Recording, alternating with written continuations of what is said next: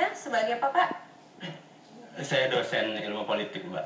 Oke, kalau gitu kebetulan ini dosen ilmu politik, menurut Pak Firman sendiri seperti apa sebenarnya budaya demokrasi di Indonesia saat ini menurut Pak Firman?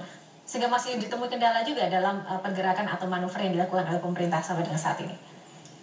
Iya, artinya misalnya kalau dalam konteks pilkada begitu ya, ini kan masih elitis, tidak demokratis, masih sentralistis, tidak desentralistis ya. Ini juga yang menurut saya menjadi soal kenapa kemudian ada fenomena calon tunggal, karena partai itu tidak mempunyai mekanisme internal yang demokratis begitu ya untuk menentukan siapa yang menjadi figur yang disiapkan untuk maju menjadi calon kepala daerah, tetapi lebih kepada persoalan-persoalan kedekatan dengan elit partai. Bahkan juga kan ada indikasi mahar politik, jadi toll gating gitu, harus membayar baru kemudian dia bisa direkomendasikan menjadi calon kepala daerah. Nah, ini persoalan besar sebetulnya terkait dengan budaya politik di Indonesia yang dalam konteks partai juga ini kan oligarki partai masih sangat kuat. Ya, menurut Pak Firman solusinya seperti apa yang harus dilakukan untuk masalah seperti ini ke depannya agar tidak terulang atau dapat diantisipasi?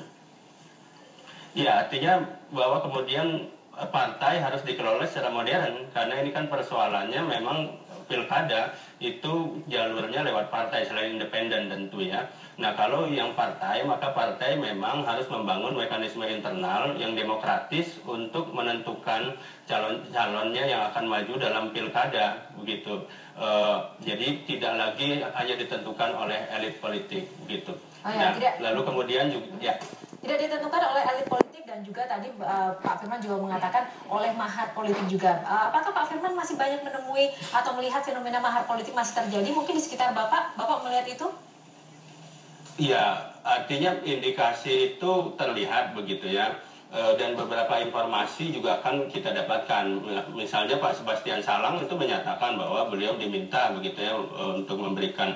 Lalu kemudian kasus Kabupaten Indramayu ada pengakuan dari sekretaris Partai Demokrat begitu ya di sana bahwa memang juga ada permintaan mahar politik begitu ya. Nah, jadi memang ada indikasi yang seperti itu, dan kembali saya katakan hal-hal seperti itu terjadi karena tidak ada mekanisme internal dalam partai yang demokratis begitu untuk menentukan calon, sehingga ketika seseorang ingin maju maka dia harus melakukan pendekatan-pendekatan bahkan yang sifatnya materi begitu untuk bisa lolos sebagai calon gitu.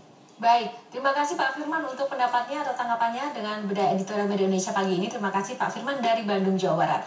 Dan Bu Elma tadi menarik sekali, Pak Firman menggarisbawahi tentang partai politik lagi dan juga ada sentralistik dari partai memilih kadernya dan juga indikasi mahar politik yang menjadi hambatan hingga saat ini. Menurut Bang Ilman gimana?